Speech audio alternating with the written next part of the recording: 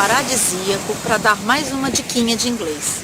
Professor Renato Del Broek, a palavra está com você. Boa tarde. Boa tarde. Oi, pessoal. Vamos aproveitar que nós estamos aqui nessa bela praia e falar do seguinte: a palavra praia em inglês tem uma jogadinha sutil de pronúncia. E é o seguinte: vocês sabem que a gente fala beach. Veja só, beach é um i alongado que a gente fala beach. Porque se falar beach, se falar esse i curtinho, é uma coisa feia. E é outra palavra que não é legal e ofende. Bom, praia é beach. Valeu, professor. Obrigada. Essa dica é preciosa.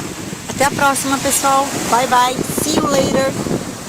Quer ganhar uma inscrição gratuita em um dos nossos workshops de inglês? É muito simples. Basta entrar no nosso site www.goglobal-inglês.com.br, preencher os seus dados, cruzar os dedos e concorrer. Boa sorte!